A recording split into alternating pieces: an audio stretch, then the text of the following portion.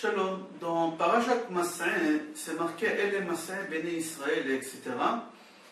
Et là-bas, la Torah, elle cite tous les déplacements, tous les stationnements que les Béné Israël, ils ont fait pendant 40 ans. Ils ont fait 42 stationnements. Chazal, dans Midrash Rabbah et Midrash Tanchuma, pose la question pourquoi les noms de ces stations, ils ont eu des mérites d'être écrites dans la Torah. Si on écrit le nom de quelqu'un ou le nom d'un endroit dans la Torah, c'est un mérite. Quel mérite ils ont eu tous ces stationnements qu'ils ont fait Béné Israël dans le désert d'être inscrits dans la Torah? Le Midrash Tanchuma répond, il dit pour la simple raison, parce que le désert, il a accepté et il a reçu Béné Israël chez lui pendant 40 ans. Puisque le désert, il a accepté, il a reçu Béné Israël chez lui pendant 40 ans, Akadosh Baruch Hu, il récompense même le désert, que c'est rien, c'est des cailloux, c'est du sable, c'est des pierres, il n'y a rien dans le désert.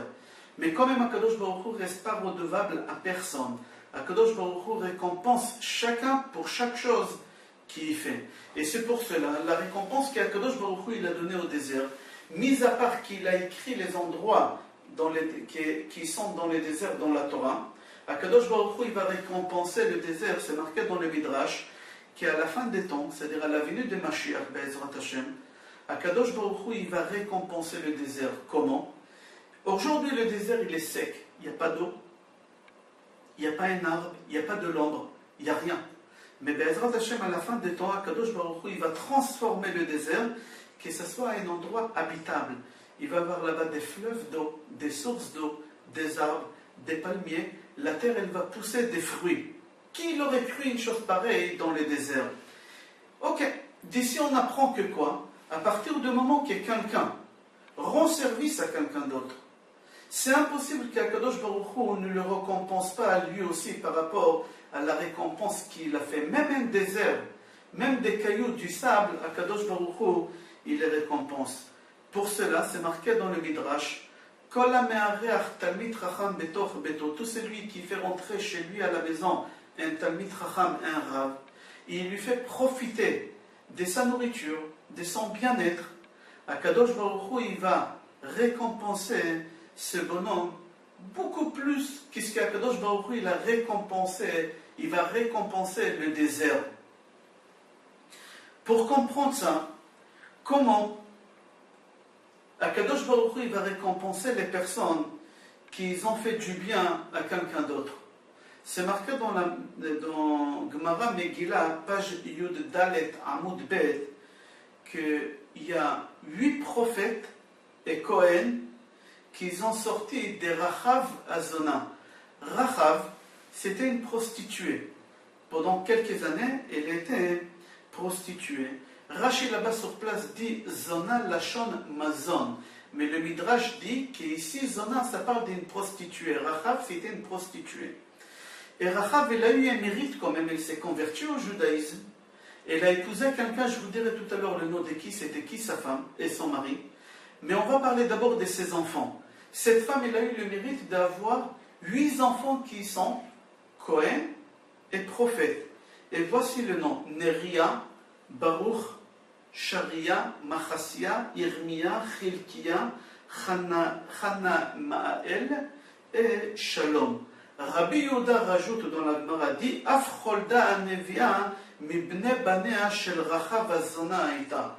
Rabbi Yehuda il rajoute dit aussi que Cholda Anevia, Cholda c'est une femme. On a eu aussi quelques femmes prophétesses, Dévorah, Anvia, etc.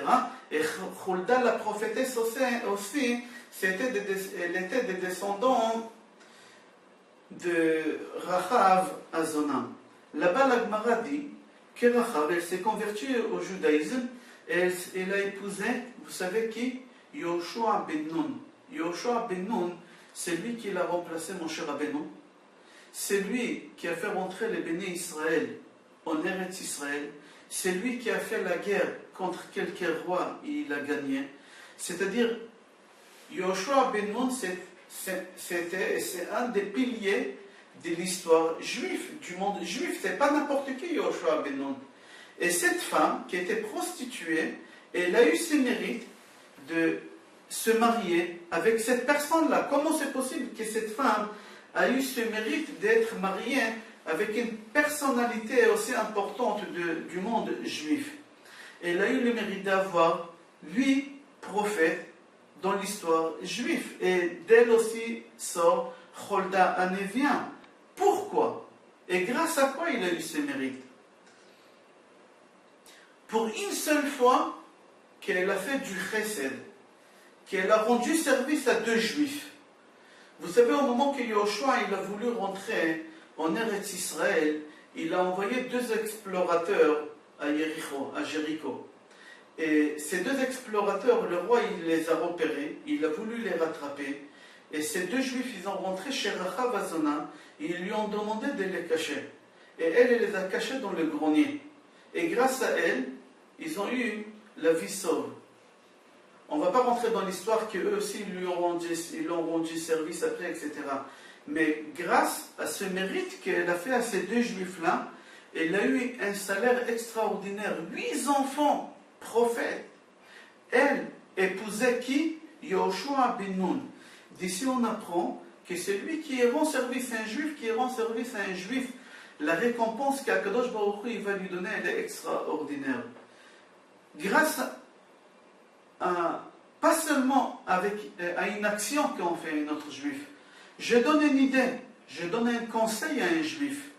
Et grâce à cette idée, grâce à cette pensée que je donne à ce juif-là, il a réussi. Le salaire qu'Akadosh Baruch Hu va me donner, il est extraordinaire. Je vous souhaite bracha ve'atzlacha et pouvoir faire beaucoup de chassadim avec nos frères. Kol tov.